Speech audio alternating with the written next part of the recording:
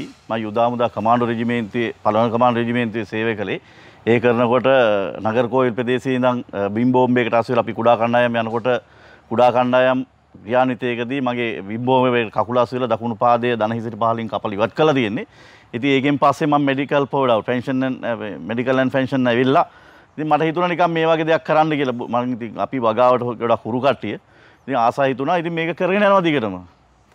ක්‍රියාන්විතවල ඉඳලා ඇවිල්ලා ඒක අර මේක මානසික සුවයටයි හැම දෙයකටම හොඳයි.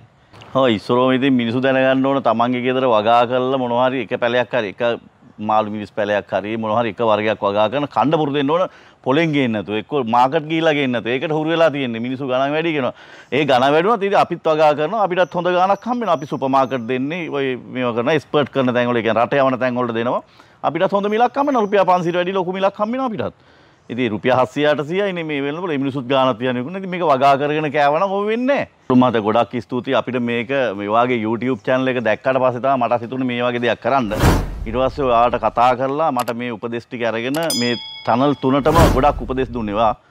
ඉතින් මං සාර්ථක කරගන්නේ ඔයාගේ උපදෙස් අනුව. මගේ දැනුමයි ඔයාගේ ගොඩාක් උපදෙස් අනුව තමයි මේක කරගෙන ගැමියා YouTube channel එකෙන් බලලා තමයි මමත් මේක ඉගෙන ගත්තේ. ඇත්තටම නිකන් ඉන්නකොට මේවා දැක්කට පස්සේ ලස්සන ඉතින් කරන දේ හරියට කරනවා. ඒ වගේම මාසයකට සැරයක් ඇවිල්ලා බලලා සුවද වෙලා කතා කරලා අහනවා කොහොමද කියලා. ඉතින් ඔබතුමාලත් කැලුම් මහත ගොඩක් ස්තුතියි. මේක කරගෙන යන්න මට ගොඩාක් සහයෝගය ලබා දුන්නාට. ඊට පස්සේ මේක හදනකොට ආරක්ෂක ගෘහය හදලා මේ බිමට කොන්ක්‍රීට් කරලා මේකට උදළු වලින් මොකවත් ඕනේ නැහැ, සේවකයෝ ඕනේ නැහැ.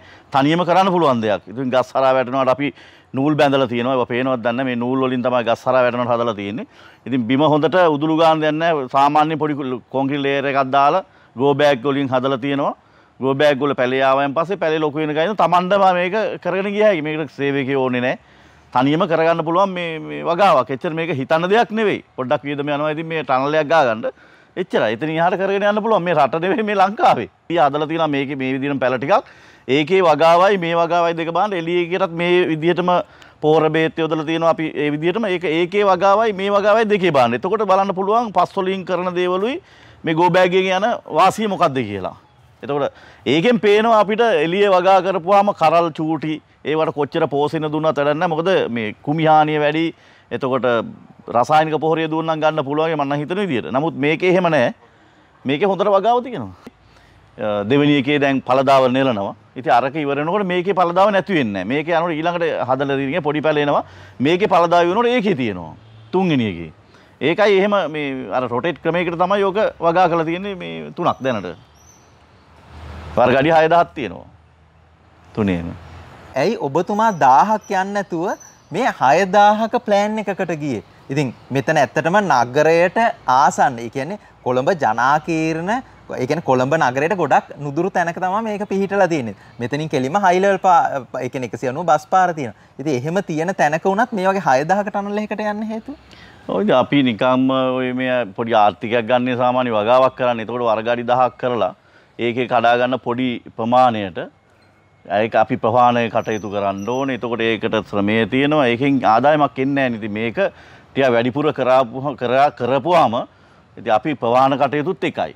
අඩුව කරන ගානමයි ගොඩක් කරත්. ඉතින් එතන තියෙනවා. එතන ආර්ථික පැත්තෙන් ගොඩක් ලොකු වාසියක් තියෙනවා.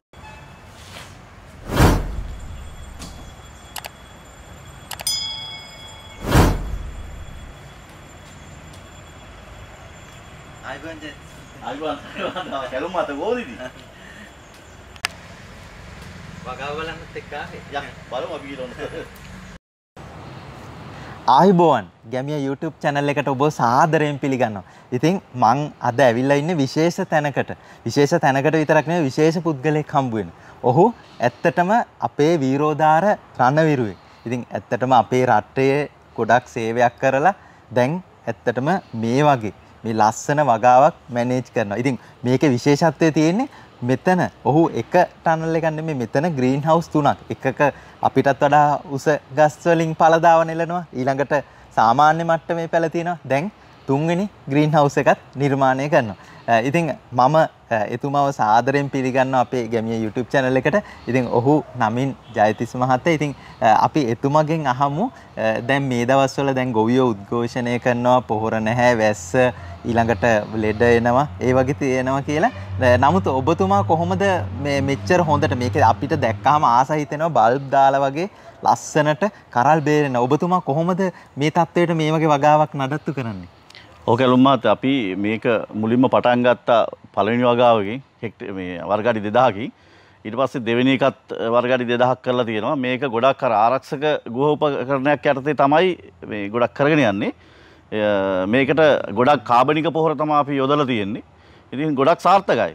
හැම පැත්තෙම ගොඩක් සාර්ථකයි. අපි පෙන්ෂන් ආපුවල ඉඳන් මේ වගේ දෙයක් කරන්න ඕනේ කියලා කිව්වා.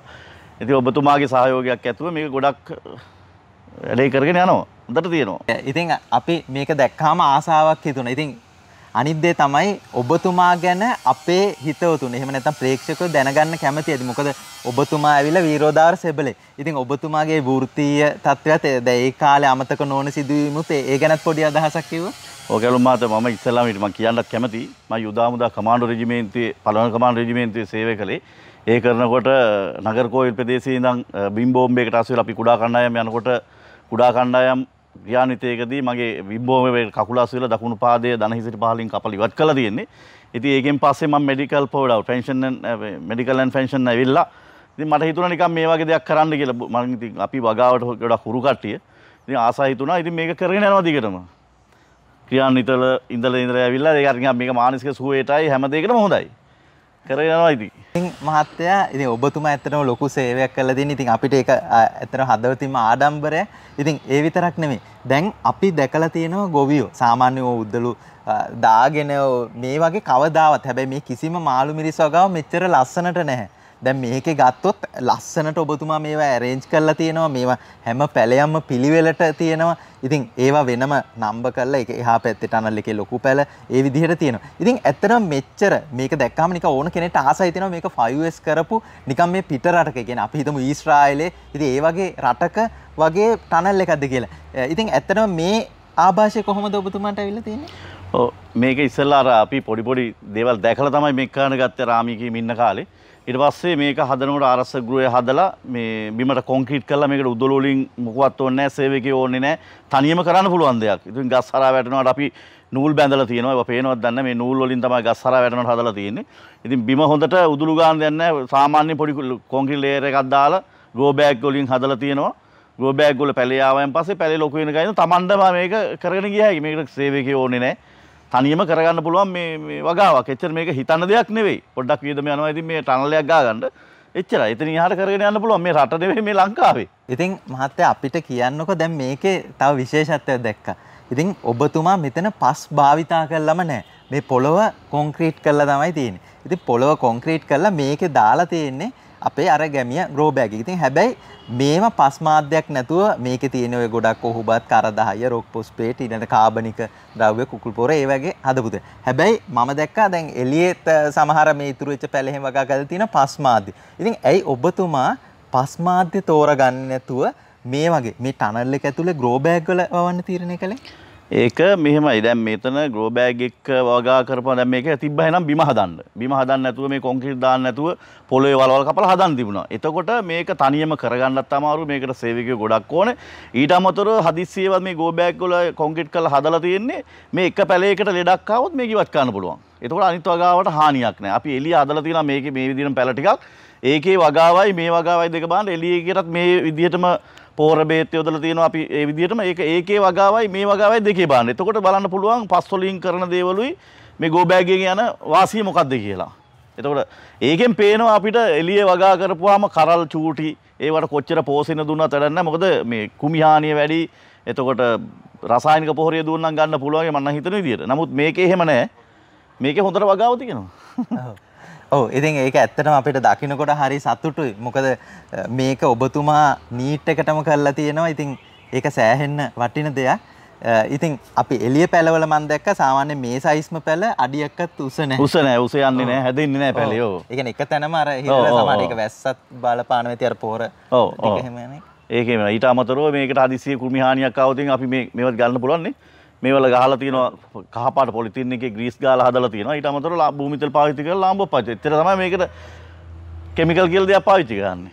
ඔව් ඉතින් ඇත්තටම ඒක හරිම ආදර්ශයක්. මොකද දැන් ඉස්සර තාක්ෂණයක් තමයි ඔබතුමා මේකෙන් දීලා තියෙන්නේ. ඒ කියන්නේ වසවිසක් නැතුව ඔව් පරණ තාක්ෂණ දෙකම අරගෙන. එතකොට මේවා එතකොට කොයි වගේ වෙලාවටද මේ ලාම්පු හවස 6න් පස්සේ පත්තු කරා. මේක අදිසියවත් අපි කට්ටිය ඇතුළට එන ගොඩක් කට්ටිය එන්නේ නැහැ. එනවනම් මමයි තව එක්කෙනෙක් විතරයි එන්නේ.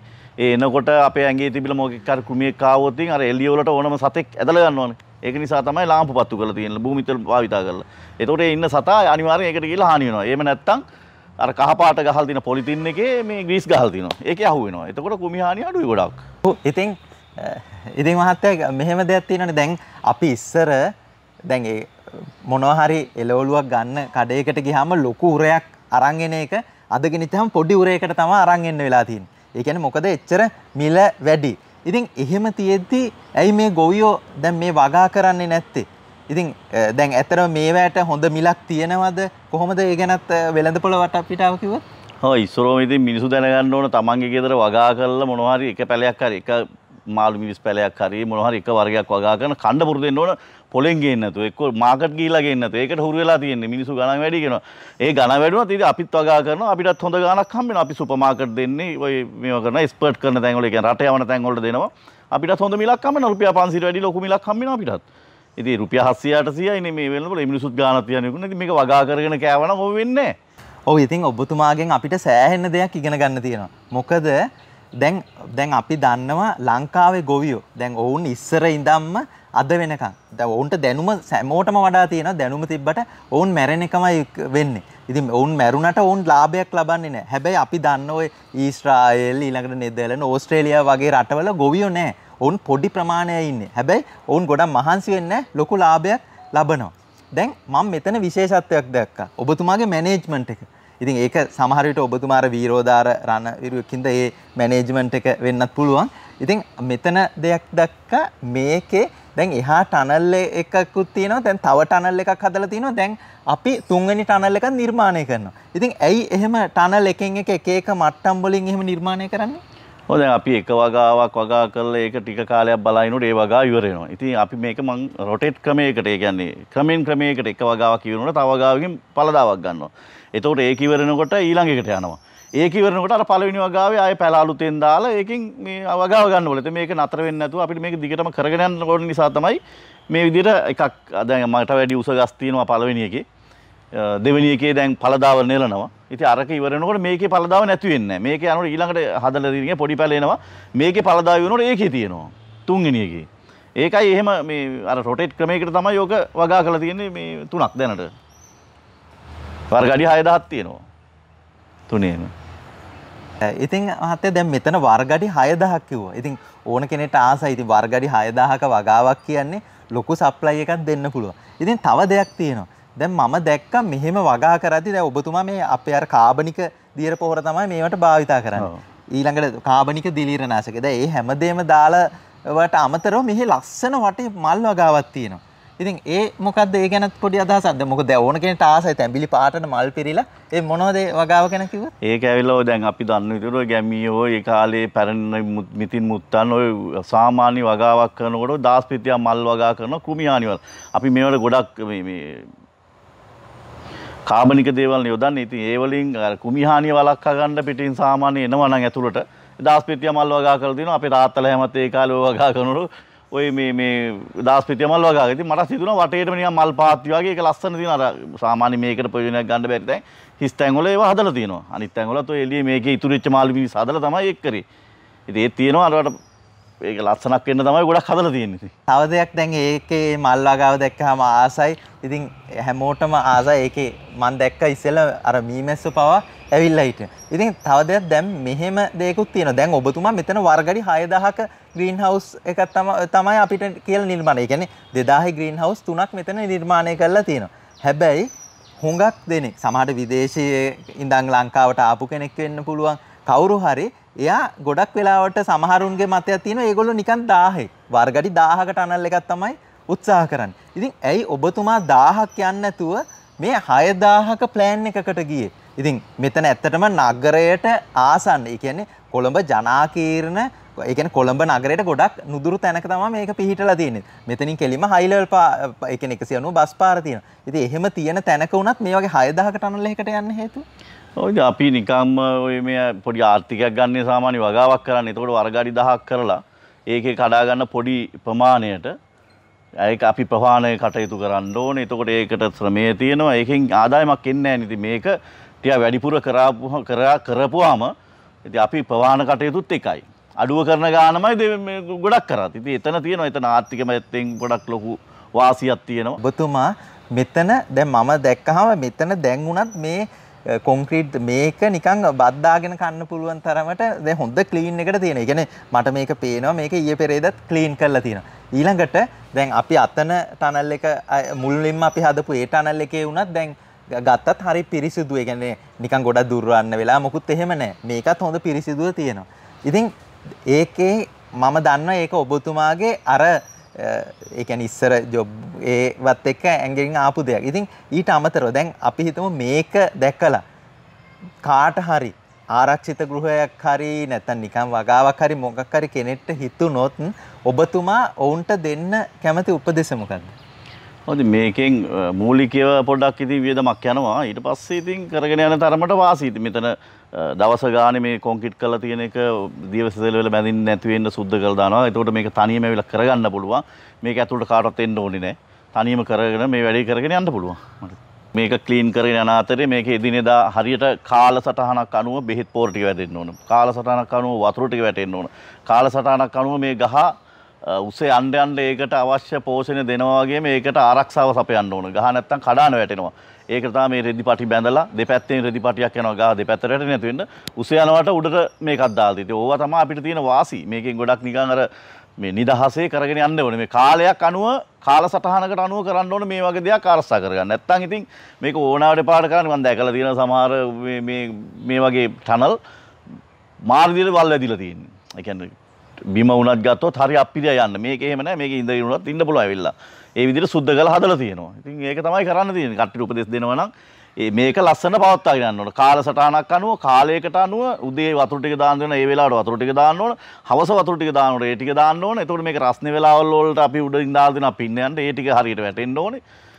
එතකොට හොඳ අස්සනක් ගන්න පුළුවන්. ඔව් ඉතින් ඇත්තටම දැන් එතුමා අපිට සෑහෙන්න දෙයක් කියලා දුන්නා. ඉතින් මම එතුමන්ට ස්තුතිවන්ත වෙනවා. මොකද අනිත් දේ තමයි දැන් අපි පළවෙනි ආරක්ෂිත ගෘහය නිර්මාණය කරා.